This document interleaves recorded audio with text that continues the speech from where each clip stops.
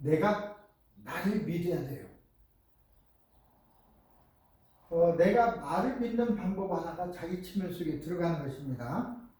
깊은 체면 속에 들어가면 내 마음을, 나의 깊은 이 잠재의식 속에 들어있는 내 마음을 내가 알 수가 있어요.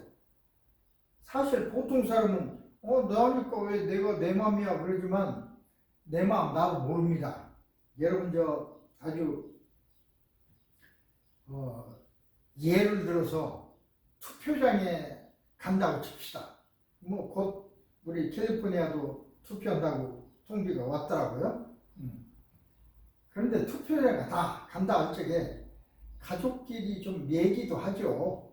그래서 남편이 지지하는 사람과 또 와이프가 부인이 지지하는 사람이 다를 수도 있고 같을 수도 있고, 다를 경우는 예를 들어 특히 어떤 나 잘하는 사람이 후보가 됐다 싶으면 아내를 설득합니다. 이게 내 친구니까 이 사람 찍어야 돼.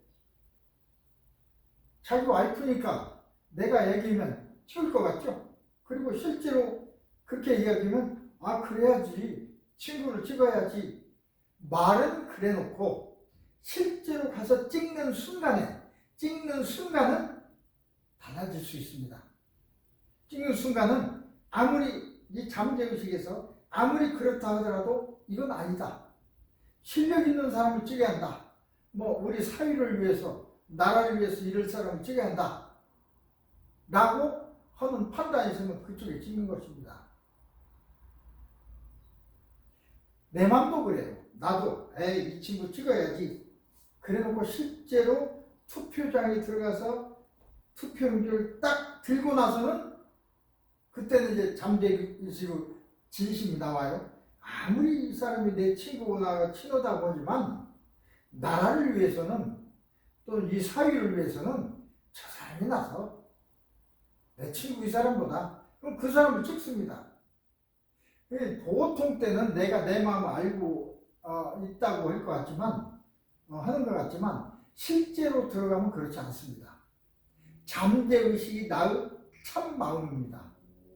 잠재의식이 시키는 대로 모든 활동을 하고 잠재의식이 시키는 대로 말을 합니다. 우리가 그래서 말에도 두 가지 말이 있어요. 겉으로 하는 말, 입에 발린 말이라고 그러죠. 일반의식으로 한 얘기하고 진정으로 자기의 내면에서 잠재의식에서 나오는 말하고는 달라요. 다를 수가 있습니다. 진심이라고 그러죠. 우리는 그걸. 네 진심이 뭐야? 진심이 잠재의식 속에 들어있는 마음입니다. 모두 진심이라는 말이 나왔습니까? 그럼 마음은 그렇지. 똑같으면. 그렇지 않습니다. 겉마음하고 속마음은 전혀 다를 수 있습니다. 지금 우리가 여기 배우고자 하는 건, 겉마음은요, 언제든지 사회적으로 영향을 많이 받고 또 진실되지 못할 수도 있고 여러 가지 환경에 따라 변할 수도 있는 마음이 겉마음입니다. 남 좋게 하려고 하고 다 겉마음이야. 그러나 속마음은 그렇지 않습니다. 지금 우리가 배우려고 하는 건 속마음입니다. 나의 속마음 속에 들어가서 내 마음이 무엇인지, 내가 가지고 있는 기억이 무엇인지를 내 스스로가 알아서 어떤 일을 해야 되잖아요. 그러기 위해서는 내 마음속으로 들어가야 됩니다. 잠재의식 속으로. 그걸 우리는 최면 속으로 들어간다고 얘기합니다. 말이 최면이라고 하니까 조금 받아들이기 힘들 수도 있습니다. 그러나 이건 처음에 이 최면이라는 말은 일본 사람들이 만들었어요. 물론 서양에서는 히프노시스가 이제 최면. 히프노시스라는 그 원어는, 히프노스라는 건 잠이란 뜻입니다. 잠드는 것처럼 그렇게 생겼더라. 최면에 들어가는 것이. 그래서 히프노시스라고 붙인 겁니다. 근데 이걸 일본 사람들이 그걸 배워가지고 동양에서 제일 먼저 배워가지고 책을 내고 번역을 적에 최면이라고 해요. 최면이라는 말은 재촉할 최. 이게 재촉한다는 뜻입니다. 잠면. 그래서 잠을 재촉한다. 이건 같은 뜻이죠. 잠들게 한다. 그 뜻입니다. 잠과 다 관련되어 있습니다. 근데 최면이라는 것이 왜 좀 부정적으로 쓰이냐면 이런 현상을 통해서 진실되게 어떤 병을 고친다든지 마음을 읽어낸다든지 마음을 고친다든지 하는 일들에 쓰이기도 하지만 그뿐만 아니라 신기한 현상, 예를 들어 몸을 빳빳하게 한다든지 뒤로 넘어지게 한다든지 평소에는 구부리지 못하는 큰 강철 그걸 쉬게 한다든지 찔러도 아프지 않다든지 너무 신기하잖아요. 그런 신기한 현상들이 일어나기 때문에 그런 것들을 주로 쇼 위주로 해서 많이 보여줬어요. 그래가지고 일반 대중은 최면을 그런 식으로 이해를 해. 물론 그런 일도 일어납니다. 일어나지만 최면은 정말 우리가 꼭 알아야 될 것은 그런 현상을 알아야 되는 게 아니라 이 최면을 통해서 마음으로부터 일어나는 병, 마음의 병,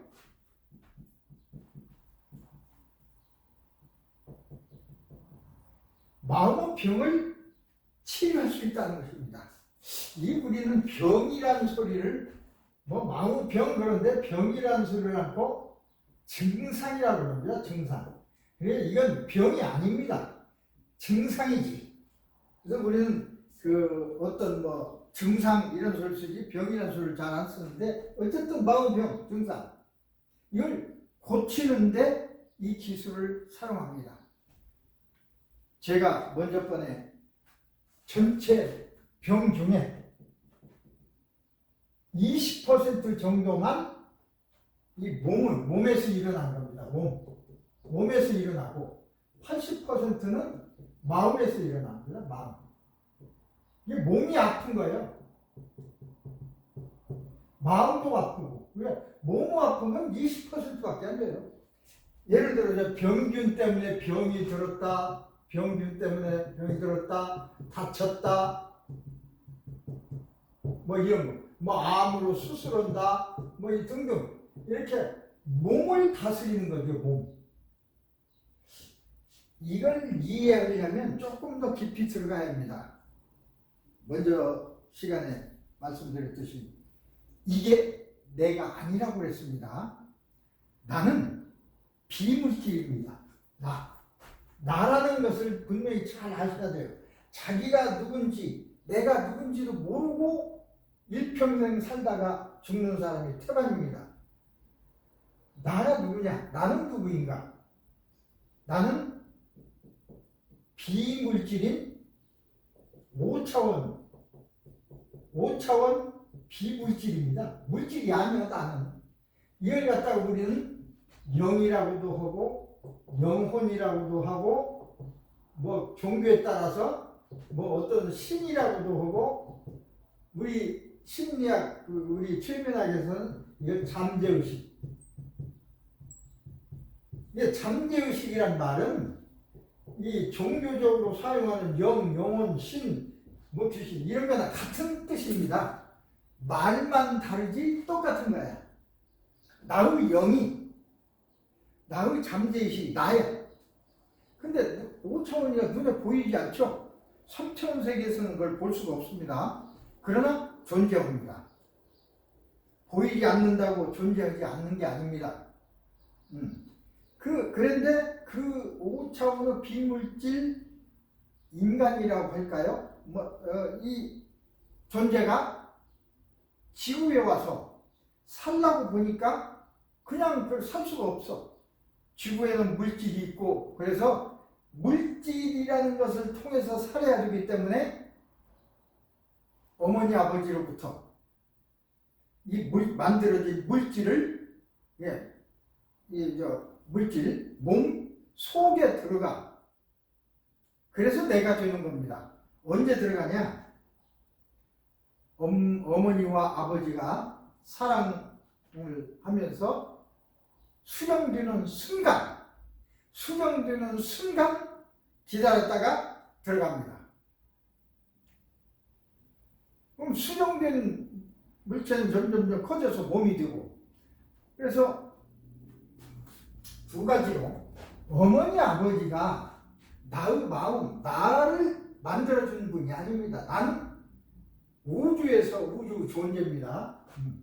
그리고 그게 마음이고, 몸은 지구에서 살려고 보니까 만들어져야 돼. 지구에서 어떻게 만들어? 엄마 아빠가 어떻게 만듭니까? 만들 수 없잖아요. 그래서 이제 DNA라고 하는, 정자 난자의 DNA가 합쳐져서 합쳐져서 하나의 생물체를 만들어서 점점점 크게 되죠. 이게 몸이 되는 거야. 그 몸 속에 내가 들어가서 살아요, 마음이. 그래서 나에게는 두 가지 문제가 있습니다. 하나는 몸의 문제와 또 하나는 마음의 문제가 있게 됩니다. 몸의 문제는 몸이 아픈 거죠. 뭐 아프지 않고 좋을 때도 있지. 좋은 것은 문제가 안 되니까. 병이 들거나 뭐 마르거나 뭐 이게 마음, 그런 게 고치려고 하는데, 그 고치는 사람들을 우리가 의사라고 합니다. 뭐 의사 그러면 병원의 의사뿐이 아니고 한의사, 뭐 카이로프라 다 의사죠. 병을 고치는 사람이니까. 근데 어떻게 고치냐에 따라서 달라지는 거지. 한방으로 침으로 고치냐, 카이로프락도 뭐 몸을 움직여가지고 어떻게 뭐 뼈를 맞춰서 고치냐, 아니면 수술도 하고 약도 주고 해서 고치냐, 방법이 달라서 그게 약도 주고 수술도 하고 하는 그런 사람들을 의사. 뭐 동양에서는 그런 것보다는 침으로 또는 식물을 뜯어서 풀을 뜯어서 달여가지고 먹이고 자연요법을 많이 썼습니다. 그건 동양의학, 저쪽은 서양의학. 어쨌든 동양의학이나 서양의학이 모두 달라들어서 20%인 이것에만 매달리고 있어요. 요걸 고치려고. 그럼 마음을 고치는 건 뭐냐? 마음의 문제는, 마음은 고치려면 방법이 다르죠? 다르겠죠? 마음은 물질이 아니니까 물질이 아닌 방법으로 고쳐야 됩니다. 뭐 서양에서 그와 비슷한 학문으로 심리학이 있는데, 심리학은 마음이라는 것을 좀 알아보려고 하는 학문이지, 뭐 거기까지 좋아요. 그걸 고치거나 하기는 뭐 이론적으로 좀 나와 있긴 해도 실제적으로 고치는 기술은 없습니다. 물론 히프노시스도 서양에서 나온 거니까, 그래서 나온 것이 이제 히프노시스입니다. 마음을 고치는 거. 예, 마음을 고치는 것은 최면 히프노시스로 고쳐야 되고,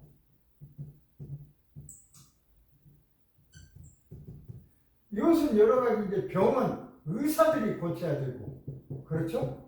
히프노시스 하는 사람을 우리는 마음 치료 의사, 우리말로는 마음 치유, 우리 치료라는 말을 쓰지 않습니다. 치료는 여기서 써요. 의사들이 치료한다고 그러죠. 우리는 마음을 고치는 것이기 때문에 마음을 뭘로 물질을 바르고 뭘 먹이면서 치료하는 게 아니기 때문에 마음 치유 의사 뭐 해도 되고 전문가 해도 되고, 어쨌든 이렇게 이제 부릅니다. 그래서 이 비물질적인 거, 여기에 이제 물질적인 상태에 들어가야 내 마음을 알아볼 수 있고, 내 마음속에 있는 문제를 꺼내볼 수 있어요. 꺼내야 치유가 되죠. 그래서 내 마음속에 들어가야 돼. 그러기 위해서는 마음속에 들어가야 되는, 들어가는 방법이 두 가지가 있습니다. 자기 초면, 자기 스스로 들어가는 것. 또 다른 사람으로 부탁해서 다른 사람으로 하여금 내가 최면 속으로 들어가게 부탁하는 것. 타인 최면. 그래서 이걸 내 스스로 하는 것을 자가 최면, 자기 최면. 자기 스스로 한다고 그래서 다른 사람이 하는 것을 타인 최면. 다른 사람이 나를 최면시킨다고 그래서 두 가지 방법이 있어요. 쓰는데 자기 최면이 조금 더 어렵습니다. 타인 최면이 약간 쉽다고 그랬죠? 어쨌든 어렵든 쉽든 방법이 있어요. 항상 남한테 부탁해서만 할 수는 없죠.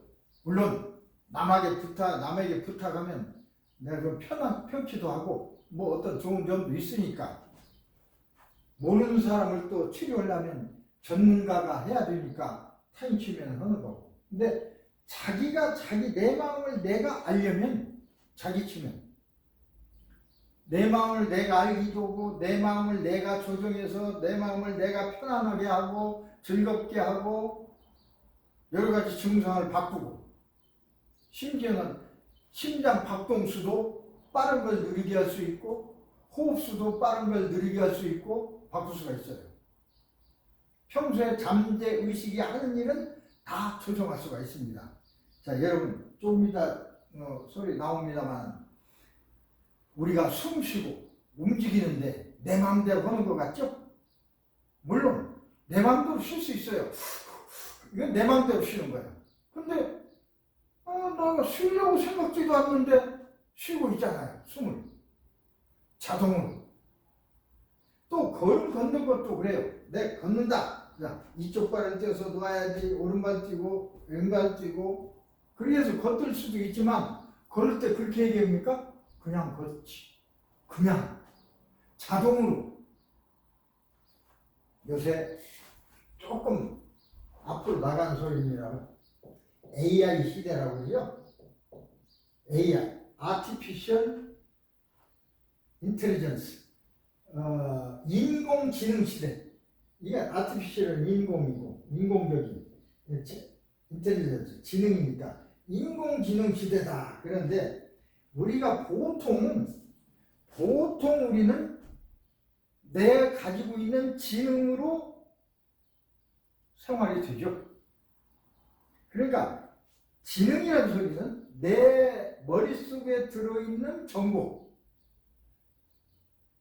정보가 많은 사람도 있고 적은 사람이 있어요. 공부한다는 건 많은 정보를 넣는 한 가지 방법이요. 정보가 많으면 판단도 정확할 수 있죠. 정보가 적으면 판단도 거칠어져요. 정확한 판단을 할 수 없어. 이 장부. 그런데 이 우리가 가지고 있는 인공지능은 AI고 우리 사람 지능은 그냥 지능이니까 그걸 뭐라고 해야 돼? 다른 말로 쓰는 말이 없습니다. 우리 사람의 지능, 지금은 이제 사람의 지능, 인공지능은 사람의 지능을 흉내내서 만든 것입니다. 사람의 지능을 보니까 많은 어떤 공부를 많이 하고 나서 많은 정보를 가진 사람은 판단이 빠르고 정확하죠. 그래서 우리 인공적으로 정보를 여기에다가 이 컴퓨터에다가 많이 집어넣어서 하면은 정확한 판단이 나올 거 아니냐. 그래서 그 AI 지금은 뭐 챗GPT나 이런 거 물어보면 뭐 답하니까 모든 것을 다 답해 주는지 알고 있는 사람이 많습니다. 그렇잖아요. 그 챗GPT 인공지능의 종류에 따라서 많은 지능을 입력을 시키면 답변도 정확해지겠죠. 입력을 많이 안 시키면 답변도 정확하지 않아. 헛소리 오는 거 많습니다. 왜? 지금 여러 가지 정보가 없는데 물어봐. 그럼 대답을 못 할 수도 있고 그냥 지멋대로 마음대로 대답하기도 해요. 그래서 그런 현상을 많이 느끼실 겁니다. 그래서 될 수 있으면 일반에게 공개된 것은 많지 않은 정보를 공짜로 제공을 하고 진짜 많은 정보를 가지고 있는 그 챗GPT나 이런 걸 사용을 하면 돈을 더 내야 됩니다. 돈을 더 내야 되는 이유가 바로 거기 있어요. 그런데 아무리 정밀한 AI 챗GPT라고 하더라도 한정돼 있어요. 이 세상의 모든 정보를 다 입력할 수는 없잖아요. 그러니까 뭘 물어본다고 해서 정확한 답변을 얻는다는 건 불가능합니다. 물론 많은 정보를 주고 아는 정보를 다 주고 하면은 그 정보 내에서 판단하는 거죠. 지금은 정보 시대, 정보가 많지 않은 인간들이 정보가 많은 기계가 하는 판단보다 우리 판단이 더 늦고 나쁠 수가 있습니다. 왜? 우리는 정보가 적으니까. 그런데 정보가 많은 사람은 이 챗GPT나 이거보다도 더 정확할 수 있죠. 문제는 정보입니다. 저장된 정보. 만약 저장된 정보가 없는데 물으면 챗GPT가 모른다고 하기도 하지만 엉터리 대답을 할 수도 있어요. 근데 우리는 우리 정보가 있으면 있는 대로 답합니다. 없으면 없다고 대답합니다. 우리의 잠재의식은. 자, 그러니까 우리 챗GPT에다가 묻는 것을, 그 방법을 오늘 그 방법대로 우리 마음속에 묻는 방법을 배우려고 하는 겁니다. 자, 먼저 그러려면 최면 속에 들어가야 하는데 꼭 최면 속에 들어가지 않아도 되는 방법이 있지만 대부분 최면 속에 들어가요. 그래서 먼저 시간에 자기 최면 6단계를 배웠습니다. 간결하게 넘어가고 그 다음 본론으로 들어가도록 하겠습니다. 자,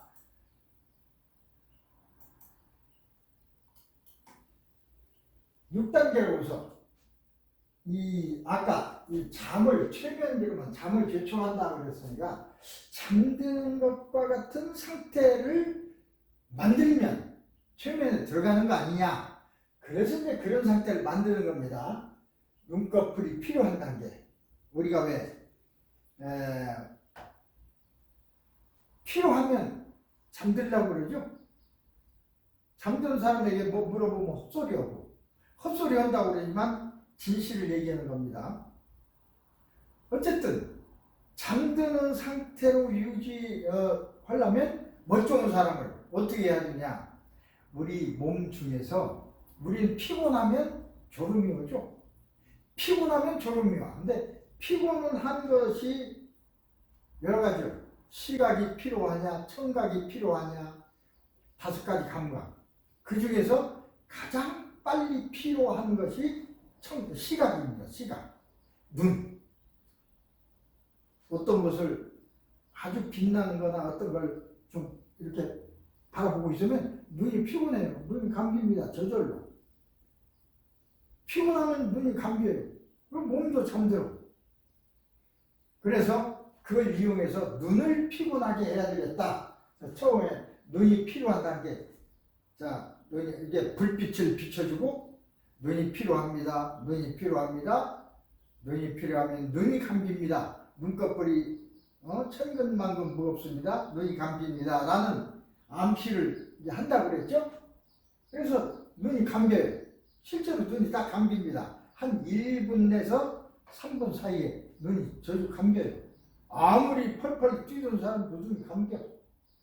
그 다음 눈이 감기고 나면 몸도 이제 이완시켜야 돼. 그래서 다리 근육이 이완된다. 오른쪽이 이완되고 왼쪽이 이완되고 배도 이완되고 팔다리가 이완되고 등도 이완되고 몸을 이완시켜. 몸을 이완시키고 나면 그 다음에 이제 마음을 이완시키는 거죠. 마음을. 긴장하고 있으면 안 되니까. 마음도 이완하는데 이완하는 방법이 여러 가지 있습니다. 한번 최면속에 들어가서 엘리베이터를 타든지 에스컬레이터를 타든지 자고한 20부터 0까지 거꾸로 쉰다고 써요. 거꾸로라는 건 아래로 내려가는 거죠. 최면에서 깰 때는 이렇게 올바로 쉽니다. 하나, 둘, 셋, 넷, 다섯. 최면에 들어갈 때는 다섯, 넷, 셋, 둘, 하나. 이렇게. 완전히 달라요. 방법이. 그래서 에스컬레이터나 엘리베이터를 여러 번 탈 수 있어요. 많이 연습된 사람은 엘리베이터 안 타도 되고, 많이 또 최면을 들어가 본 사람은 그런 거 안 타도 되고, 한 번 타도 되고, 또 어떤 사람은 안 타도 되고, 그냥 마음이 이완됩니다. 그래서 이제 마음이 완전히 이완되면 잠재의식 속으로 들어간 것입니다. 잠재의식으로. 그래서 잠재의식으로 들어가면 잠재의식에다가 이제 묻는 거죠. 물어. 그래서 이제 이 눈이 필요한 단계에 대해서 얘기를 했고요. 뭐가 지금 이게 안 돼서 이게 스크롤이 안 되네.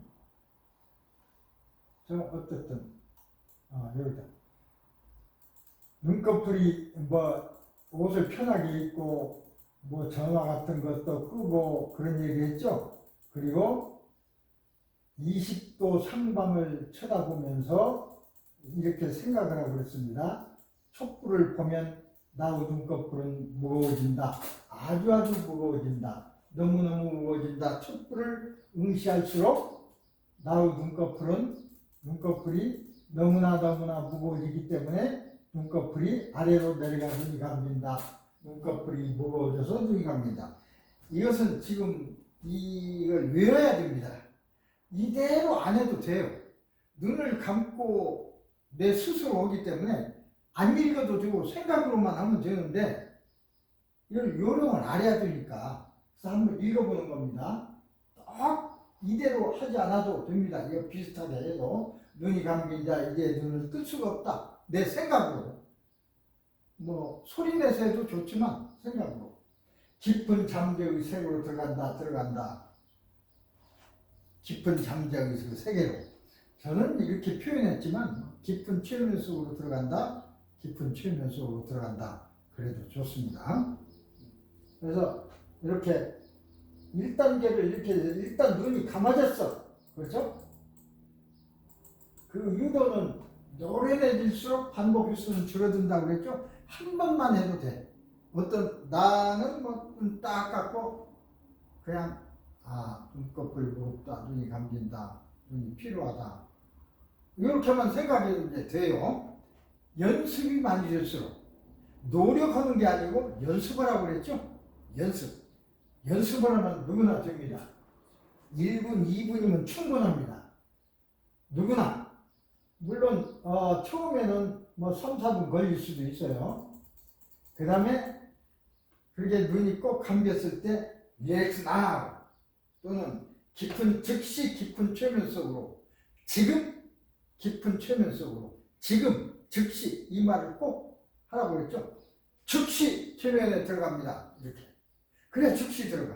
시키는 대로 보니까 10분 후에 최면에 들어갑니다면 10분 후에 들어가요.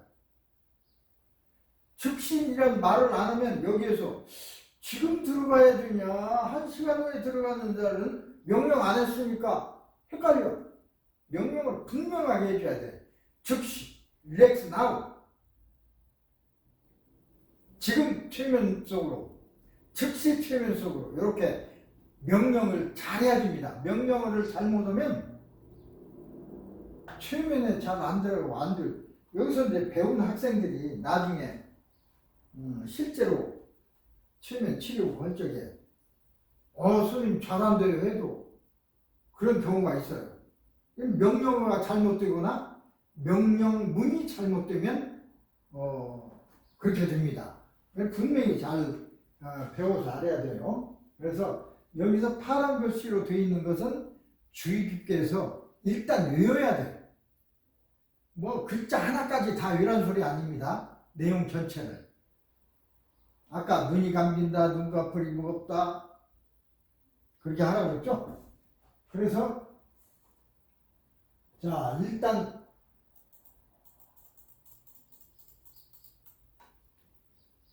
눈이 감겼어요.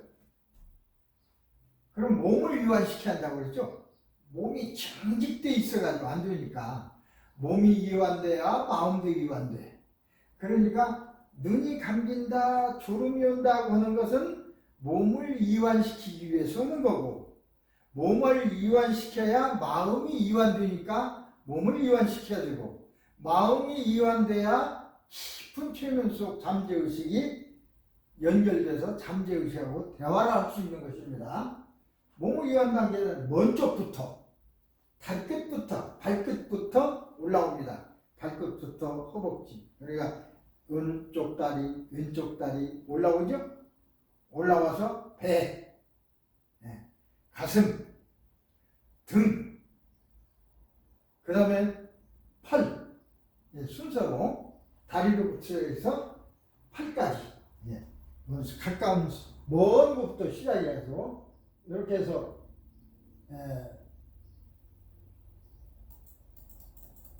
그러면 뻣뻣하던 발가락 탱탱하던 근육들이 늘어져요. 축 늘어져. 우리 잘 때 축 늘어지죠?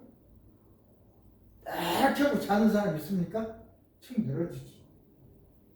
그래서 그런 이렇게 암시를 하고, 전부 이런 걸 암시라고 합니다. 잠재의식에게 하는 명령 말을 암시라고 합니다. 그 다음에 이제 마음을 릴렉스하고 했으니까 이제 마음의 이완, 마음도 이완돼야 돼. 그러니까 이것도 이제 생각으로 하면 말로 해도 좋고 생각으로 해도 좋고 그렇습니다.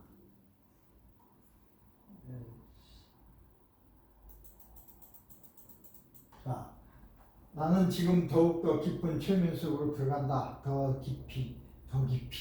그러면 들어가는데 초보인 사람은 그렇게 하면 쉽게 빨리 안 들어가니까 에스컬레이터나 엘리베이터를 탄다고 그랬습니다. 그래서 탔다고 생각을 하고 20층 높이로부터 나라층으로 내려갑니다. 20, 19, 18, 이렇게 해서 0까지 거꾸로 세면 이제 마음도 이완이 됩니다. 마음도. 그래서 이제 이렇게 10 아래로 내려간다. 9 깊은 최면 속으로, 8 더 깊이, 10부터 0까지 할 수도 있고 20부터 0까지 할 수도 있습니다. 4 깊은 최면 속으로, 3 깊은 잠재의식 속으로, 2 들어가면서 마음은 편안해지고, 1 아주 기분이 좋다. 0 딥슬. 그럼 이제 깊이 들어간 거예요. 마음속으로 바닥으로 딱 내려서는 것을 상상하면서 좀 더 깊이 하려면 여러 번 반복하면 됩니다. 그래서 이제 잠재의식이 이제 활성화, 더 깊은 측면에 들어가기 원다면 다시 한번 한다고 그랬어요. 그러면 그 다음에 깊은 최면 속으로 들어왔는지 조금 연습을 해야 될 거 아니야. 증명을. 그러기 위해서는 내가 가봤던, 뭐 애인하고 같이 갔던, 나하고 같이 갔던, 뭐 친구와 같이 갔던 가장 감명 깊었던 아름다운 장소를 상상해. 미국에서는 나는 산타모니카 해변이 참 가장 좋았습니다. 지금도 물론 다른 해변도 있지만, 그래서 산타모니카 해변 옛날에 그 이민 초기에 자주 갔어요. 일주일에 한 번씩. 답답하고 그러니까. 그때 그쪽 산타모니카 해변은 저쪽 반대 앞쪽이 한국이잖아요. 반대를 돌아가면. 그래서 거기다가 가족 생각도 나고 그러면 어머니, 아버지 이제 부르기도 하고 얘기도 하고 다 그런 삶들을 옛날에 살았습니다. 지금은 또 상황이 달라져서 다른 의미, 살고자 하는 해고 온 사람이 아니고 즐긴다거나 뭐 어떤 사업을 위해서 온 사람들은 그런 느낌이 없죠. 살고자 하기 위해서 가족들과 떨어져서 이렇게 온 사람들은 가족 생각도 나고 그러니까 그때 기억이 생생합니다. 그때 기억을 하는 거예요. 그러면 그때가 떠올라요. 떠오르고 눈시울도 뜨거워지고 그러면 이제 그때 생각이, 지금 생각지도 않았던 그때 생각이 나타나. 어떤 내가 생각지도 안 했는데, 잊어버렸는데, 뭐 어떻게 했던 일도 생각나고. 그러면 이제 깊이 들어간 것입니다. 그 뒤에 그렇게 깊이 들어가면 그 다음에 거기다 대고 이제 여러 가지 명령을 해요. 알고 싶은 거. 내 5살 때로 돌아간다. 5살 때 무슨 일이 났든지, 아니면 내가 지금 공포증으로 또는 우울증으로 내가 힘들어하는데 내 우울증 원인이 됐던 때로 돌아가자 라고 명령하면 어떤 때가 딱 생각이 나죠. 그 나이 때, 이때 이 일 때문에 내가 우울증이 생겼구나, 이제 그걸 알게 되는 것입니다. 일단은 깊은 최면 속으로 이렇게 들어올 수가 있습니다. 자기 최면. 타인 최면 방법은 조금 더 있다 하고요. 자기 최면과 비슷한데 또 다른 방법이 있습니다. 그것이 바로 오늘 배우고자 하는 것입니다. 자,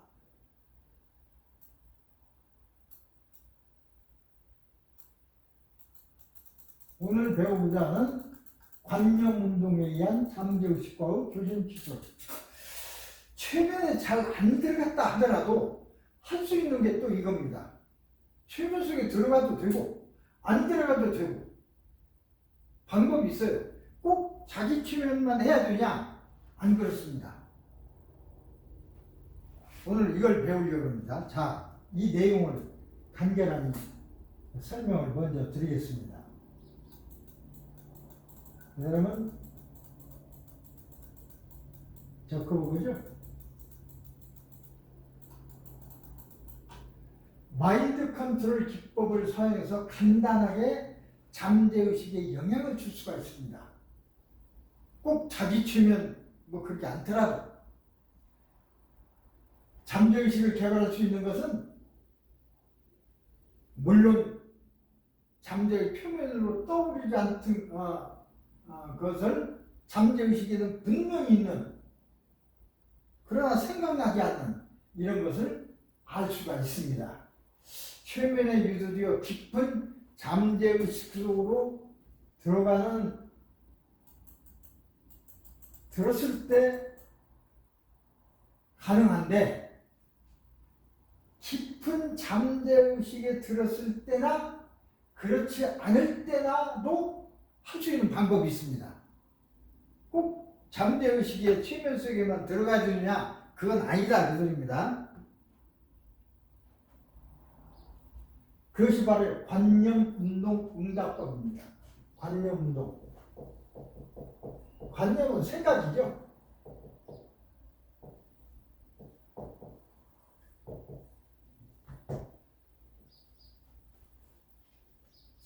어떤 내 생각에서 어떤 운동을 일으키는데 그걸로서 판단하는 겁니다. 근데 이건 다른 거하고 깊은 최면 속에 들어가서 원인이 됐던 때로 돌아가자, 이것이 그때 원인입니까? 이게 당신을 아프게 합니까? 이게 말로 할 수도 있지만 그렇게 않고 간단하게 4가지 물음으로만 yes, no, 아니면 모른다, 대답하기 싫다. 우리가 물었을 때 방법이 yes, no만 있는 게 아닙니다. 예, 아니오만 있는 게 아니야. 예, 아니오 말고 몰라요. 몰라서 대답할 수 없을 때는 몰라요. 알아도 대답하기 싫어요. 4가지가 있어요. 예, 아니요, 몰라요, 대답하기 싫습니다. 그 4가지를 물어서 어떤 표시로 그걸 알아내는 것입니다. 근데 그 표현이 뭐냐면, 우리 잠재의식은 내 몸을 움직여요. 그래서 잠재의식이 아까 얘기했죠. 내가 명령을 하지 않아도 숨을 쉬고, 내가 꼭 신경을 쓰지 않아도 잘 걸어가잖아요. 그러듯이 잠재의식은 우리 몸을 지배합니다. 90%를. 10%는 내 의식대로 지배하고 나머지는 자동이야 다. 우리 잘 때 심장 뛰고 소화 뛰고 다 자동이지. 내가 심장 뛰어라 하나 둘 셋 넷 해서 뜁니까? 자동이지. 90%는 다 자동이야. 교신할 수 있는 방법이 있는데 그것도 두 가지가 있습니다. 그걸 이제 관념운동 응답법이라고 하는데 이것에도 두 가지가 있어요. 자, 우선 먼저 관념운동 응답법에는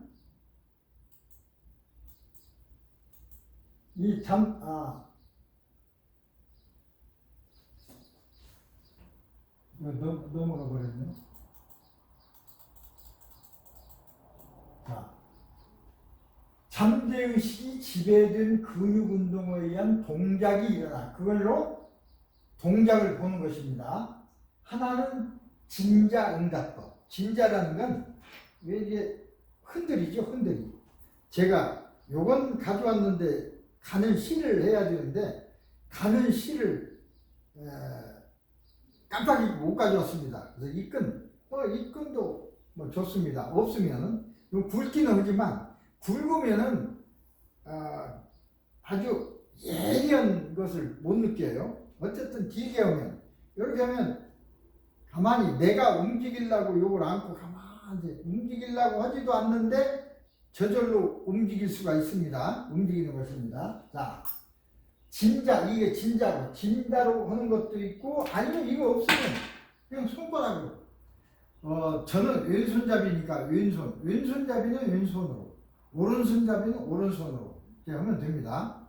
오른손 놓고 네 가지니까 네 손가락 있죠?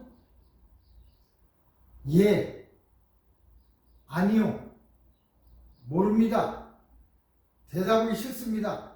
네 가지. 이것도 정해줄 수도 있고 안 정하고 그냥 잠재의식 결정하게 할 수도 두 가지 방법이 있어요. 자, 먼저 진자응답법부터 한번 보겠습니다. 아주 요것은요 굉장히 정확하고 신기한 방법. 아까 AI한테 묻는다고 했는데 똑같아요. 우리 마음에 물어서 얻는 거니까 기계는 AI는 내 마음에 나의 정보를 모르잖아요. 그러니까 여러분이 혹시 핸드폰 같은 거 들고 내가 지금 한국에 가야 되냐 안 가야 되냐 물어봐도 어떻게 대답할 거예요? 나의 정보를 모르는데 내 정보를 다 취해야 돼. 나는 이런 상황에 있고 이렇게 됐고 처음부터 이렇게 왔고 일을 이렇게 했는데 이런 일이 벌어졌고 그런데 내가 가야 되냐 안 가야 되냐 이렇게 물어야 대답이 올라올 수 있습니다. 그냥 듣고 묻고 내가 한국에 가는 게 좋아 안 가는 게 좋아 그러면 네 맘대로 해 그러겠지. 여기는 정보가 없으니까 정보를 바탕으로 오는 겁니다. 그래서 챗GPT라고 해서 무조건 다 물어봐야 대답한다 이렇게 생각하는 사람들이 참으로 많던데 그건 아닙니다. 있는 정보 내에서 물어봐야 돼요. 자, 그냥 똑같으니까 이것도 이제 있는 정보에서 내가 아는 정보대로 답이 나오는 거지 정보가 없으면 답이 안 나옵니다. 진자응답법은 이게 진자입니다. 이런 것도 좋고 반지도 좋고 뭐 동그란 어떤 추도 좋고 귀걸이도 좋고 아무나 다 좋아요. 좌우간 무거운 것만 달면 됩니다. 이것은 실은 좀 가늘해야 되는데 제가 준비가 안 돼서 이렇게 했습니다.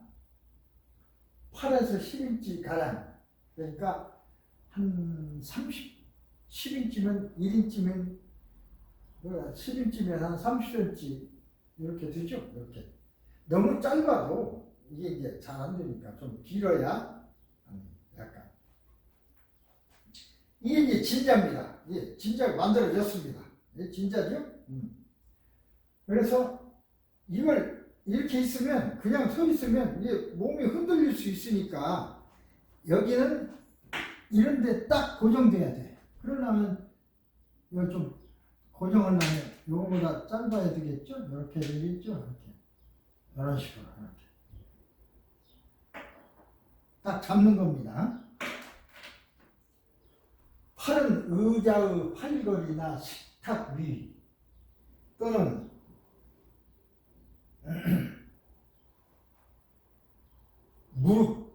무릎에 얹어도 좋고, 무릎이 흔들리면 안 돼요. 몸은 약간 앞으로 기울입니다.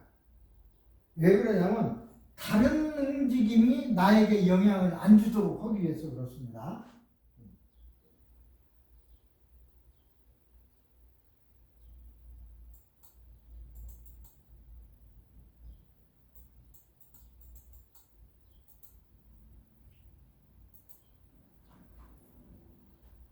교신 기호는 사람마다 다 다르게 해야 돼. 아침에 했던 거 다르고, 지금 했던 거 다르고, 다음 했던 거 다르고, 건이 다르면 다르게 해야 돼요. 예를 들어서 내가 서울로 가야 하는지 안 가야 하는지 몰라. 그러나 그 상황은 내 마음이 다 알고 있어. 도저히 예를 들어서 어떻게 결정할 수가 없어.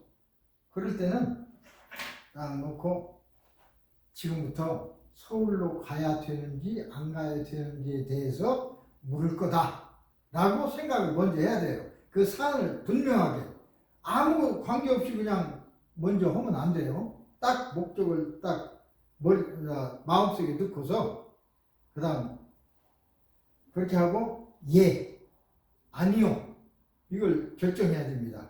놓고서 마음속으로 예, 그러면 이렇게 움직이든가 좌우로 움직이든가 이렇게 돌든가 이렇게 돌든가 네 가지 방법이 있어요. 그죠? 추가 움직이는 것은 이렇게 왔다 갔다 하든가, 그렇죠? 이렇게 왔다 갔다 하든가, 아니면 이쪽으로 돌든가, 아니면 반대쪽으로 돌든가 네 가지 방법이 있습니다. 그래서 이제 뭘 해야 돼? 추한테 잠재의식에게. 자, 예는 무엇입니까? 예 하면서 추를 가만히 보면 추가 앞뒤로 왔다 갔다 했다. 그러면 그게 예예요. 아, 앞뒤로 왔다 갔다 하는 게 예스구나. 아니요. 그 다음엔 아니요. 그랬더니 좌우로 왔다 갔다 하더라. 이게 노가 되겠죠? 달라질 수 있어요. 좌우로 왔다 갔다 하는 게 예스가 될 수도 있어요. 그 다음에 오겠습니다 하는 것이 시계 방향으로 돌더라. 몰랬다. 대답하기 싫다. 그것도 있죠. 모르겠다. 던노. 대답하기 싫다. I cannot 좌우간. 대답하기 싫다. 이렇게 네 가지가 딱 정해진 뒤에 여기다 대고 내가 이런 상황이 돼서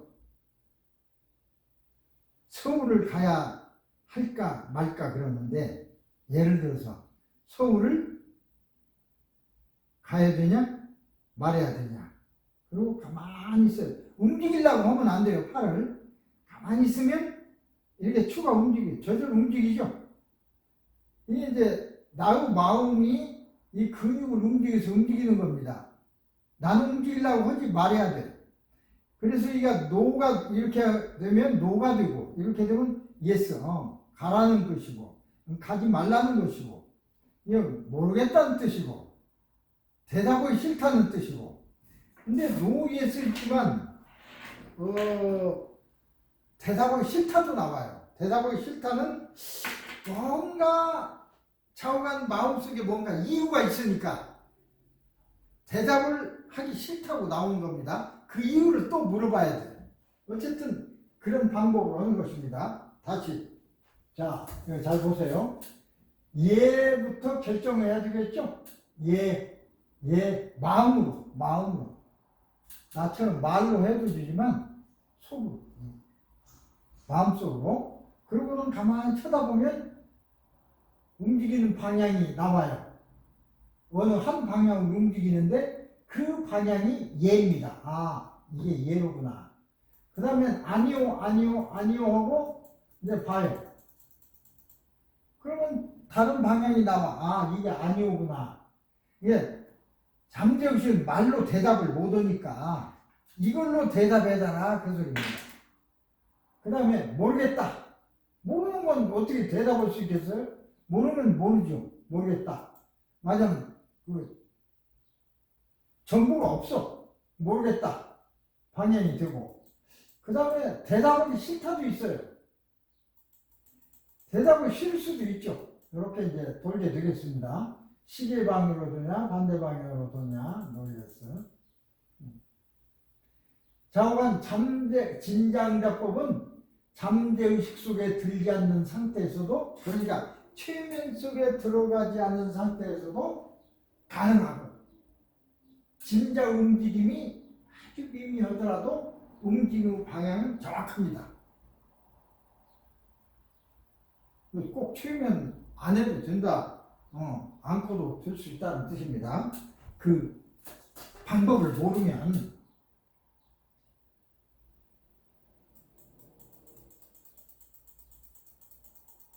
이렇게 알았죠? 이렇게 실은 될 수 있으면 가는 것일수록 좋습니다. 밑바닥에는 하얀 종이를 놓고 노예스를 잊어버릴 수도 있으니까 거기다 노예스를 쓰면 돼. 그럼 물었을 때 아까 예스가 오른쪽으로 갔던가 좌우로 갔던가 상하로 갔던가 잊어버릴 수도 있잖아요. 딱 표시를 딱 하는 것입니다. 이렇게 1, 2, 3, 4 뭐. 그래서 일은 뭡니까?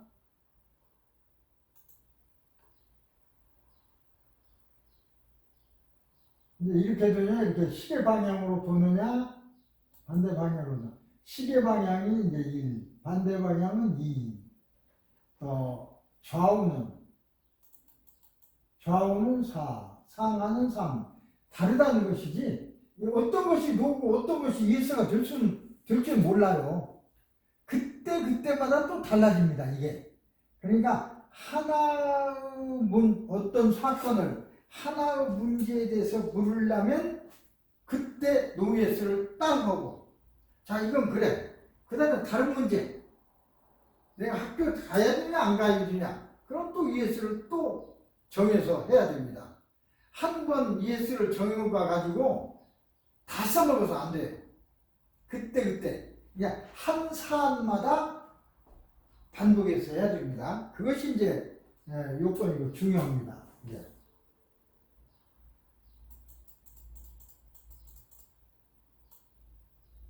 주의할 점은 의도적으로 이렇게 움직이게 해야 되겠다. 아, 예스는 아래 위로 움직이게 해야지 라고 생각하면 안 돼요.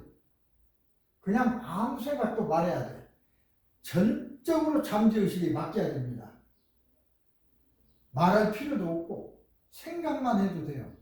우리가 말이라는 건 생각이 전달 안 되니까 말로 하는 거지, 앞으로 우리들이 더 많이 발달을 해서 서로 마음을 교신할 수 있게 되면 말 안 해도 되죠. 가장 사랑하는 사람끼리 꼭 말을 해야 됩니까? 눈알 움직이는 것으로 알잖아. 어떤 표정이라든가 뭐 고개를 살짝만 돌려도 알잖아요. 안 돌려도 알아, 나중에는. 그냥 그 사람만 쳐다봐도 그 사람이 무슨 생각을 하고 있는지 알아. 서로 교신이 될 정도로 친밀할 때. 친밀하지 않으면 모르죠. 저놈이 무슨 생각을 가지고 있는지. 그런데 아주 사랑하거나 그렇게 아주 밀접한 어떤 관계에 있을 때는 말을 하지 않아도 다 알아요. 얘기하다 보면 저놈이 무슨 생각하고 있는지 다 알아. 알 수 있는 방법이 있습니다. 생각으로만 하면 됩니다. 진자가 그렇다고 예 한다고 금방 안 흔들려요. 금방 흔들릴 수도 있고, 안 흔들려 가만히 있는데 기다려야 돼. 가만히 있다 보면 뭐 조금 시간이 좀 흐를 수도 있어요. 어쨌든 움직입니다. 수분 동안 시간을 필요로 하는 경우도 있어요. 어떤 사람은 안 되네요 그러는데 안 그래. 그런 사람은 1분, 2분, 3분 기다려야 돼. 1분도 안 기다리고 선생님 나는 안 됩니다. 이 방법 틀렸습니다. 이렇게 하는 사람이 있어요.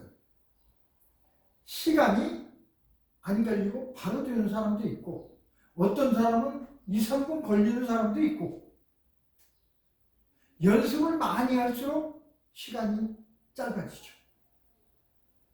마음의 의심, 이게 될까? 라는 의심을 갖고 있는 사람일수록 시간이 많이 걸려요. 본인 책임이야. 그게. 연습을 많이 해. 연습을 많이 하면 잘 되고 정확히 됩니다. 하려고 노력하면 안 돼요. 노력이란 말은 부정적인 말이야. 노력하라 그 소리는 너 안 돼. 그 소리거든. 거꾸로 보면. 그러나 연습하라는 것은 되긴 되는데 될 때 되긴 되니까 계속 해라 그 뜻이거든. 한 번에 되는 사람도 있지만 10번 해야 되는 사람도 있습니다. 되긴 됩니다. 여러분도 왜 보통 어떤 일을 추진하다가 일이 잘 안 되면 나는 안 되나 봐. 난 안 돼. 틀렸어. 그렇게 생각합니다. 아 이거 모르겠네. 도저히 모르겠어. 아니면 이거 답이 없어. 그러면 많이 하죠. 답이 없어. 왜 답이 없습니까? 답은 있는데 아직 내가 몰라서 그런 거지. 방법은 있는데 내가 아직 그걸 몰라서 그런 거지 왜 방법이 없습니까? 나는 그렇게 생각해요. 뭐가 안 되면 한영씨에 되는 방법이 있는데 생각이 안 나네. 생각날 때까지 기다려야 돼. 빨리 날 수도 있고 안 날 수도 있어. 내가 방법이 없는 게 아닙니다. 방법이 있는데 아직 떠오르지 않았을 뿐이야.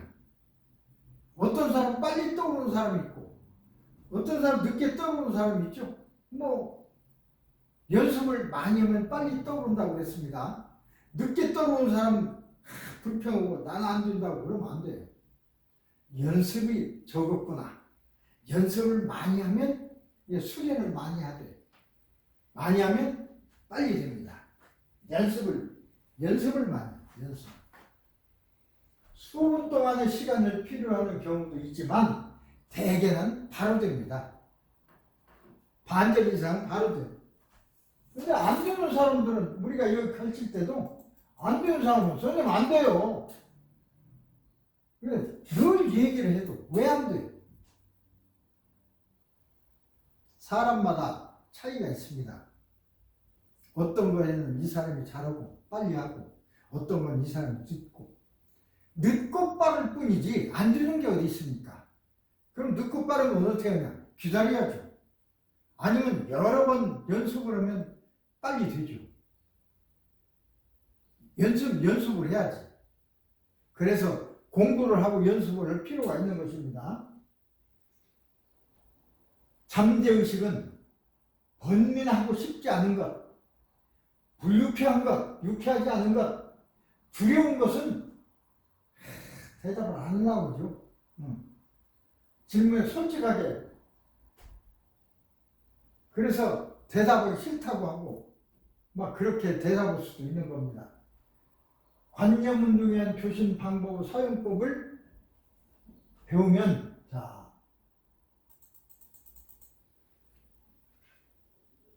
전문의 등 마음치료 전문의 등 많은 사람들의 경험에 의하면 진자가 전혀 움직이지 않는 애는 거의 없습니다. 100명 중에 3, 4명 정도. 그것도 뭔 문제가 있을 거야. 문제가 있지. 그러니까 95% 이상은 다 돼. 안 되는 사람도 있는데 안 되면 안 되는 이유가 있어요. 100% 다 됩니다. 근데 이제 늦게 되니까 시간이 많이 걸리니까 안 된다 그러면 30분 지나도 안 돼. 그게 이제 100명 중 3, 4명이야. 왜 안 될까? 저기 있죠? 만일 진자가 움직이지 않는다면 반드시 잠재의식이 어떤 이유로 저항하고 있다는 증거예요. 무슨 이유가 있기 때문에 그런 거예요. 그 이유를 알아야 돼요. 잠재의식이 표면으로 나오는 걸 두려워하고 있는 이유, 그것이 있던가 아니면 또 다른 이유. 그러면 그대로 있냐? 그게 아니고 그걸 이제 또 물어봐야 되겠죠. 어쨌든 실패했더라도 다시 해보거나 다시 하면 될 수도 있어요. 이게 여러 번 하면 빨리 되는 거야. 여러 번 연습하면 처음에는 안 되는 것 같았는데 여러 번 연습하니까 되더라. 빨리 되더라. 그런 것입니다. 뭐 다른 사람이 물어도 돼요. 다른 사람이 했을 때는 예. 자, 얘가 얘라고 할게. 네가 얘라고 생각해. 예. 이렇게 하면 또 되는 사람이 있어. 사람마다 좀 다르니까. 그러나 그건 아주 예의고 대부분은 95% 이상은 다 됩니다. 진짜. 그러니까 내 잠재의식은 내 근육을 통제한다고 그랬죠. 쉽게 얘기해서 우리가 밥을 넣으면 꼭꼭꼭 씹어요. 뭐 씹을 수도 있지만 저절로 씹어져. 저절로 섞여져. 저절로 소화돼. 저절로 움직여서 흡수되고 대변 저절로 나와.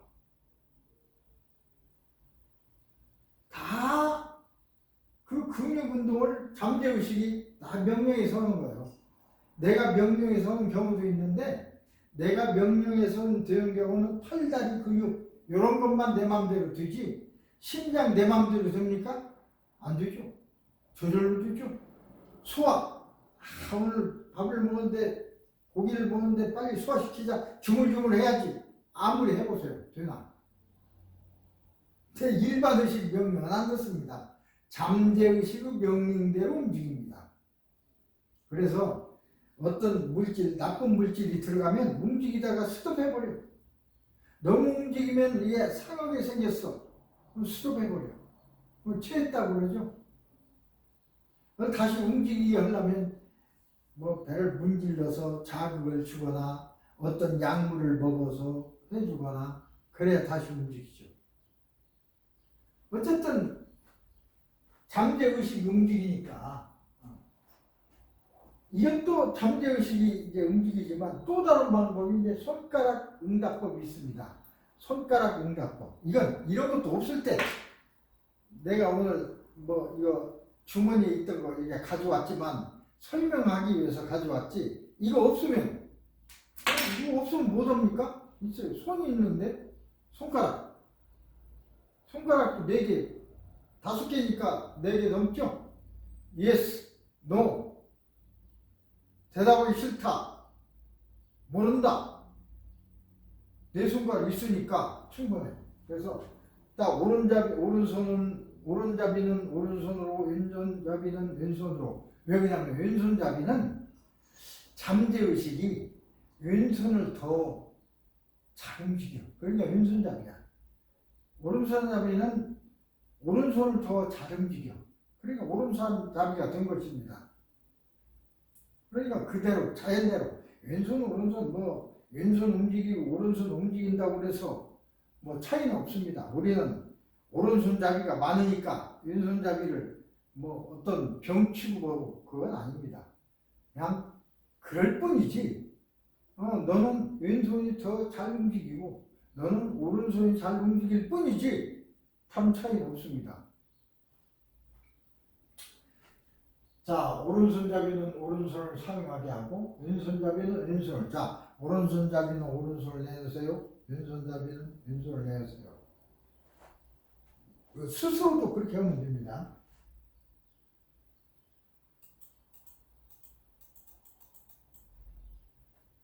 손가락을 사용할 때는 양손 또는 어느 한 손을 반드시 의자의 팔걸이나 무릎 양다리 위에 올려놓습니다. 근데 이거 움직이지 않도록 이렇게. 무릎에 이렇게 올려놓도록 이렇게. 손가락만 자유롭게. 여기까지도. 양손 다. 또는 어떤 그 사용하는 한 손. 반드시 의자의 팔걸이나 무릎이나 양다리 위 등에 이제 올려놓습니다. 여기를. 이게 이제 손목만 좀, 이 손가락만 자유롭게, 이렇게. 다른 것은 다 여기 올려놓. 손가락만 자유롭게. 진자의 사용과 마찬가지로 기호 조립은 똑같이 합니다. 똑같아요, 방금.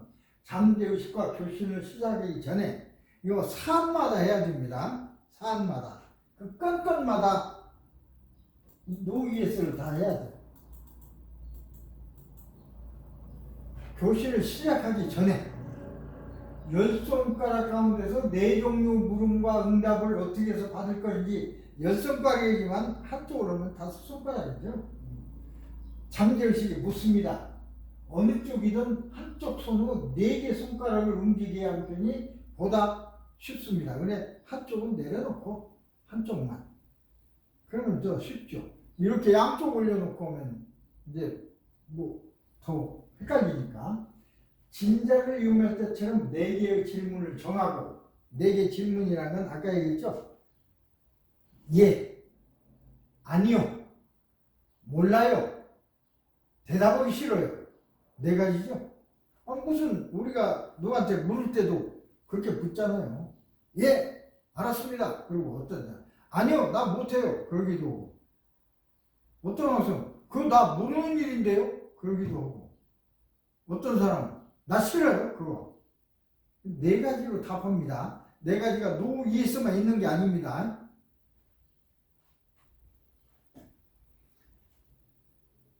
진자를 사용할 때와 같은 요령으로 우선 예라고 생각합니다. 마음속으로. 그러면 어떤 손가락인가 움직여요. 이렇게. 이게 움직일 수도 있고, 이게 움직일 수도 있고, 요게 움직일 수도 있고, 요게 움직일 수도 있고. 물론 이게 움직일 수도 있죠. 그 움직이는 손가락이 예의 손가락이야. 움직이기도 하고, 약간 떨리기도 하고, 어떤 때는 좀 아픈 것 같은 느낌도 들고. 사람마다 달라요. 어쨌든 아프거나 떨리거나 뭐 움직이거나 이런 건 다 그게 그 손가락이야. 약간 통증이 올 수도 있고 사람마다 다르다 그 소리입니다. 경련이 일어나고 예의 손가락이 되고 다음에는 아니요. 똑같이 놓고 아니요. 저는 이제 말로 내가 여러분에게 하는 거지만 속으로. 그랬을 때 움직이는 손가락이 또 있어요. 그게 아니요 손가락이에요. 손가락이 또 동시로 예 손가락이 아니요도 되고 그런 건 없습니다.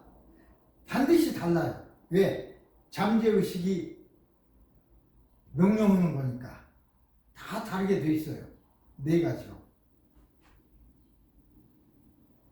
얘도 이거 나는데 아니오도 이거 나오고 그런 수는 없다 그 소리입니다. 아니오 손가락이 정해지면 다음에는 모르겠습니다,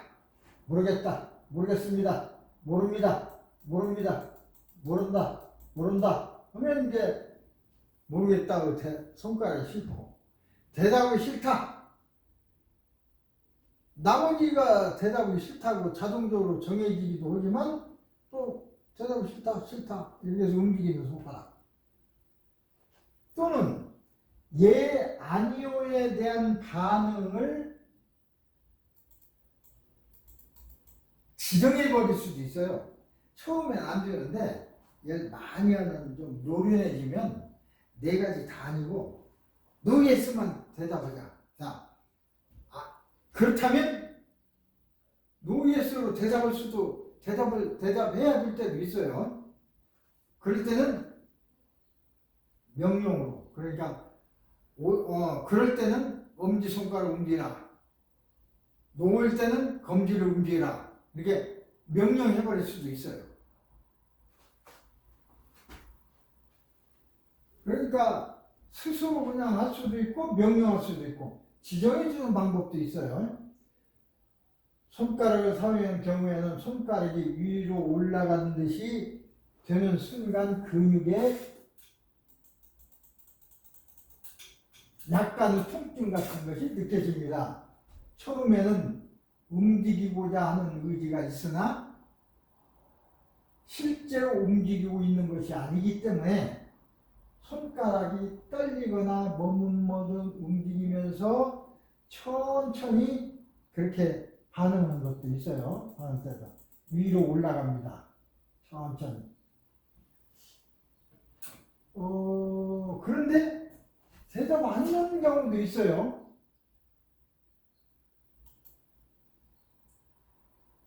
예를 들어서 아마 그럴지도 모르지 라든가 하는 것을 어떤 손가락을 움직일 수가 없잖아요. 그러니까 질문을 명확히 해야 됩니다. 질문은 아마 그럴까? 이렇게 명령을 해서는 안 된다고 소리입니다. 질문이 명확하지 않기 때문이거나 질문 구성이 서툴기 때문에 그럴 것이다 그 소리입니다. 그래서 명확히 해야 돼요. 질문 자체를 똑 떨어지게. 아주 신기한 방법이죠. 자, 이와 같이 변칙적인 움직임이 있을 경우에 예를 들어서 이게 움직이고 그런데 움직이지 않고 손이 흔들린다든가 그럴 수도 있겠죠. 그런 변칙적인 움직임이 있을 경우에는 무엇이 이게 무엇을 의미하는지 물어야 돼요. 지금 대답하기 싫다 그렇게 내가 물었는데 다른 손가락을 움직이고 팔을 움직인다. 그 의미가 무엇인가 물어야 돼. 왜 그런지. 왜 그렇지? 라고 물으면 이건 대답할 수가 없죠. 자, 왜 그런지에 대한 예상을 물어요. 정보가 거기에 대한 정보가 없어서 그런가? 또 아니라고 그래. 그러면 정보가 있는데도 대답이 싫단 말이에요? 그럼 대답해. 그럼 대답이 싫은 이유가 나름대로 그걸 해서 자꾸 생각해서 말을 해줘야 돼. 이 잠재의식이 손가락이 말을 할 수 없으니까. 진자 사용이 좋은지 손가락 사용이 좋은지는 경우에 따라서 다르고 또 선호도에 따라 다르고 나는 손가락이 잘 되네? 그럼 손가락으로 하고 나는 진자가 잘 되네? 진자로 하기도 하고 또 우리가 타인 측면에서도 그렇게 할 수 있습니다. 예를 들어서 말을 하기 아주 곤란한 상황이 있어요. 최면에 들어가서 물을 적에 했습니까? 안 했습니까? 곤란하죠. 예를 들어 했다고 말하기 곤란하고 부끄럽고 그럴 수도 있으니까. 자, 그러면 했으면 오른손가락을 움직이시고 안 했으면 검지를 움직이세요. 그렇게 하면 이걸로 대답하죠. 그렇게 하는 방법도 있어요. 이렇게 물을 때 그렇게 묻고 그렇게 대답을 꼭 손가락 움직이는 건 이와 같이 자기 최면에서만 쓰는 게 아니고 타인 최면에서도 그 방법을 쓰기도 합니다. 진자를 이용하면 대답을 얻을 수 있는데 왠지 손가락을 사용하면 잘 안 되는 사람도 있고 아까 얘기했죠?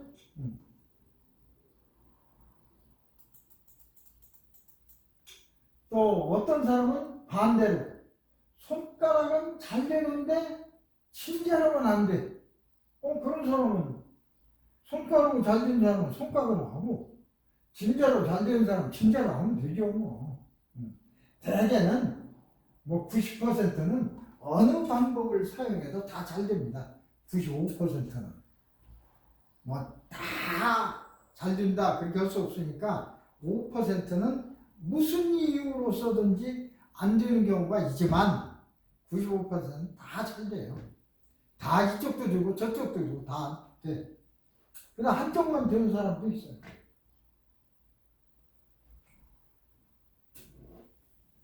어떻게 보면 굉장히 흥미로운 방법입니다. 우리가 전혀 내 마음 몰라서 물어볼 적에, 내 진심을 물어볼 적에 이런 방법도 있는 거죠. 근데 이런 방법을 모르면 내가 나도 몰라. 그냥 멍하니 있다가 말아. 말고 물어봐야죠. 잠재의식의 정보는 정확한가? 이게 이제 중요한 거예요. 잠재의식 속에 있는 정보가 정확해야 돼. 잘못된 정보가 있으면 잘못된 대답을 할 수 있죠. 물론 우리 사람이라고 해서 잘못된 정보가 없을 리 없습니다. 잘못 배우면 잘못된 정보. 예를 들면 어떤 예를 들까요? 예를 들면 어떤 사안을 가지고 어떤 사람은 할 수 있는 것으로 정보가 돼 있고 어떤 사람은 절대 안 된다로 정보가 들어가 있으면 그걸 물어봤을 때 절대 안 된다로 정보가 들어가 있는 사람은 대답이 절대 안 됩니다 그렇게 나오겠죠. 할 수 있다로 정보가 된 사람은 물어보면 그거 할 수 있습니다 그렇게 예스로 나오겠죠. 정보가 중요해요. 그래서 AI한테 묻더라도 정보가 중요하다고 그랬죠. 많은 정보를, 정확한 정보를 다 주고서 그 다음에 물어야 돼요. 그래야 답이 나오죠. 정확한 정보가 아주 희박하거나 잘못된 정보를 주면 답도 잘못된 답이 나오죠. 그러니까 AI 시대로서 무조건 물으면 다 되는 게 아닙니다. 묻는다고 대답하니까 막 신기해서 거기다 다 물어. 시험 답안지 펴놓고도 거기다 물어. 근데 그건 조금 괜찮아요. 왜냐하면 시험 정도 지식은 이미 다 들어가 있으니까 알려줄 수 있어. 그렇지만 그렇지 않은 어떤 정보, 정확한 정보가 없다든가 할 때는 대답 안 하면 되는데, 정보가 없습니다 그러면 되는데 AI가 지멋대로 대답할 수도 있어요. 그래서 AI 시대가 어떻게 보면 유용하기도 하지만 굉장히 위험할 경우도 있습니다. 이걸 적절하게 통제하지 않으면 안 돼요. AI도 결국은 이 지능, 기계에 지능을 주느냐 우리 머릿속에 지능이 있냐 그 차이뿐이지 똑같아요. 나오는 양상은. 사람에게도 나쁜 기호를, 글쎄 이게 적절한 예인지 모르겠습니다만 한국에서 사람에 따라서 어떤 사람은 지금 감옥에 들어있는 전 대통령이 잘했다고 막 하는 사람이 생각이 있어. 그 사람 기준으로는 잘했는데 이 사람을 감옥에 넣었다고 막 욕을 해. 그 사람 기준 거기다가 물어보면 욕밖에 안 해요. 자기 기준으로 대답하니까.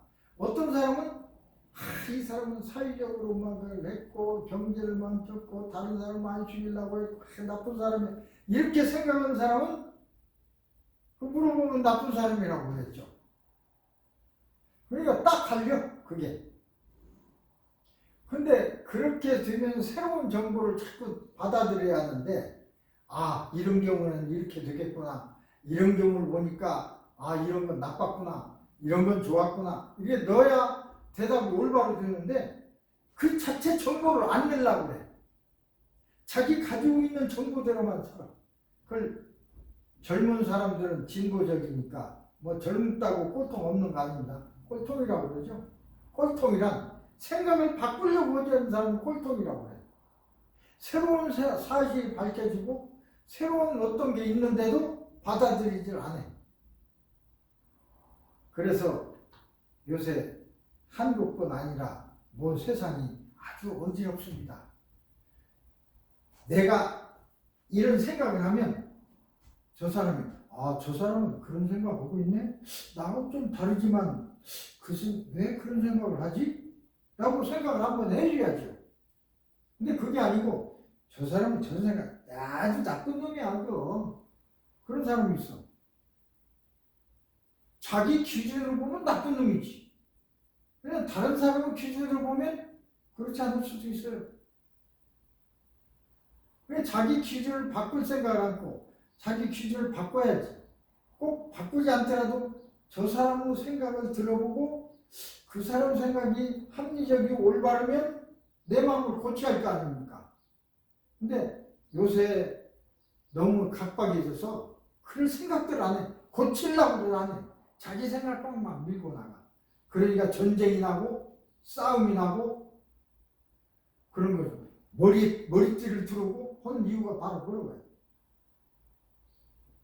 서로 대화를 통해서 반대하면 내가 왜 뭐 때문에 반대한다. 찬성하면 내가 뭐 때문에 찬성한다. 그럼 들어보자. 네 반대하는 건 이렇고 찬성하는 건 이렇고 하다 말을 자꾸 서로 주고받고 하다 보면 공통점이 찾아져. 근데 그조차를 안 하려고 그래. 대화 자체를 안 하려고 그래. 그래서 정보가 중요한 것입니다. 많은 대화를 하고 해서 정확한 정보를 우리가 넣어줬을 때 이게 정확한 대답이 나오는 거지. 이것도 잠재의식 정보가 정확한가의 문제입니다. 관념운동응답법으로 얻어진 질문에 대한 대답은 어느 정도나 신뢰할 수 있는 것일까요? 결론부터 얘기하면 정확합니다. 그 정보에서 나오는 거니까. 그 대답은 정확한데 그 사람은 그 대답은 정확한데 옳으냐 그러냐는 건 또 다르죠. 그 사람의 마음속에서 나온 대답은 정확해. 이게 진실을 알 수 있는 겁니다. 진실을. 그 사람은 진실을 알 수 있어요. 알 수 있는 방법이 이거예요.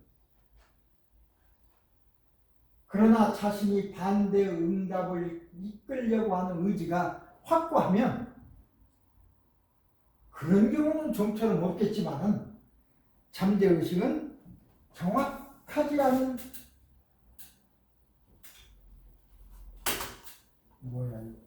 코스가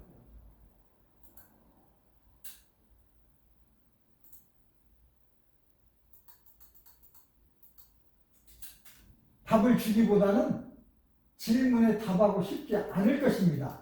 그래서 대답이 싫다. 이런 답이 나올 수도 있는 겁니다. 잠재의식은 반드시 어떤 일에 대한 정보가 있는 경우에만 정확히 답할 수 있어요. 챗GPT도 마찬가지예요. 정확한 정보가 있어야 정확한 답을 할 수 있어요. 정보도 안 주고 물어보면 엉터리 답이 오죠. 그걸 챗GPT한테 물어봐서 나온 거라고 자랑하고 아닙니다. 잘 써야 돼. 그걸 정확한 답을 얻으려면 정확한 정보를 줘야 됩니다. 예를 들어 장래의 여러 가지 일들을 잠재의식이 물어보려고 해. 내가 예를 들어 복권을 샀는데 될까 안 될까? 노름장에 가서 내가 딸까 안 딸까? 거기에 대한 정보는 없잖아요. 없으니까 답을 못 오지. 이게 그런 걸 물으면 안 된다 이 말이야. 근데 그런 걸 물으면 모릅니다 하면 좋은데 어떤 경우에는 엉터리로 막 대답할 수 있어. 어떤 사람은 노름장에 가서 내가 돈을 딸까 안 딸까 물어봤더니 딴다 쪽으로 나왔어요. 그래서 노름에서 다 잃었습니다.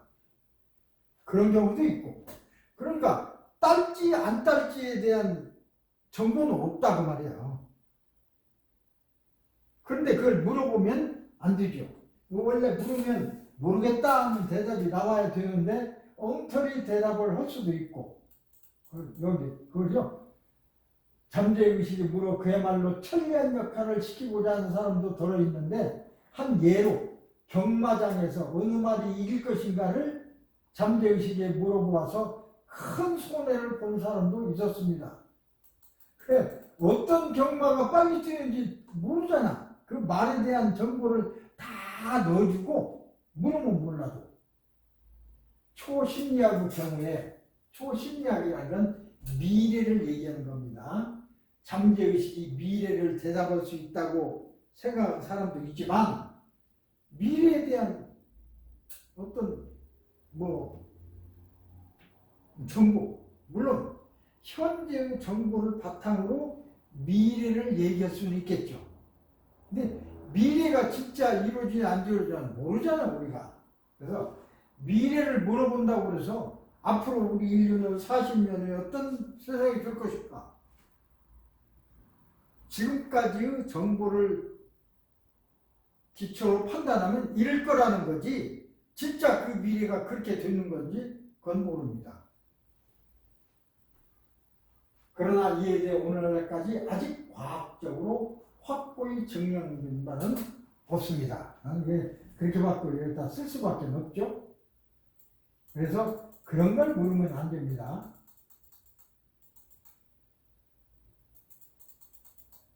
관념동응답법으로 잃어버린 물건을 찾을 수 있습니다. 잃어버렸을 때, 정말로 잊어버렸을 때 찾을 수 있어요. 잊어버리도 안 했는데 잊어버린 걸 찾을 수 없죠. 정보가 없으면. 내가 어디가 물건을 흘렸어. 근데 내가 기억을 못해. 그때는 찾을 수 있어요. 어떤 사람이, 어떤 부인이 3년 전인가 전화를 해봤어요. 개를 하는 어떤 아주머니인데, 개돈을 받으러 갔더니 줬다고 한대. 개돈 줬잖아요. 근데 받은 기억이 없어. 사람 환장할 일이죠. 그죠? 돈 문제인데. 그래서 전화했더라고요. 나는 받은 것 같지 않은데 저 사람이 줬다고 하니 이걸 어떻게 알 수 있냐? 그래서 내 답을 대답했어요. 진짜 그 사람이 사모님에게 돈을 준 일이 있다면 찾을 수 있습니다. 그 기억을. 그런데 기억이 잘못돼서 주지도 않았는데, 그 사람이 준 일이 없는데 다른 사람 어떤 일 때문에 준 것으로 기억하고 있으면 안 나오죠.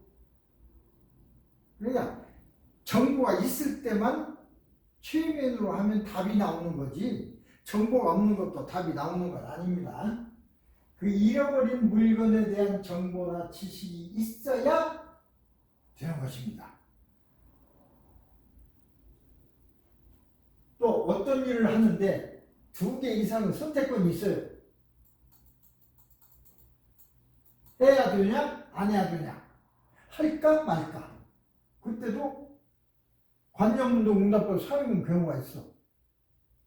근데 그것도 잠재의식에 내장되어 있는 기억은 의식의 세계에서 생각하는 것보다 훨씬 방대하기 때문에 최소한의 답을 얻어낼 수 있어요. 이때 예를 들어 어떤 걸 선택해야 될 때, 상황이 이런데 뭘 선택할까? 갈까 말까? 이러면 될 수가 있죠. 상황이 이래. 근데 내가 모르겠어. 근데 잠재의식은 정확히 답할 수 있다. 그 소리입니다. 안 가는 게 좋겠다든지, 가는 게 좋겠다든지. 최선의 답. 그러나 잠재의식에서 정보를 쉽게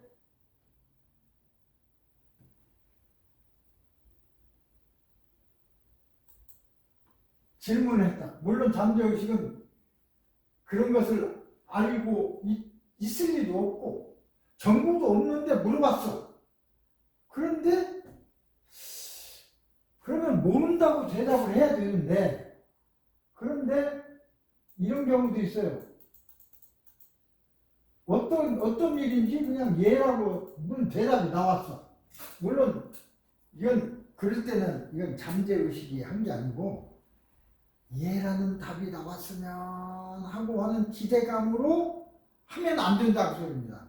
그런 기대감이 없어야 돼.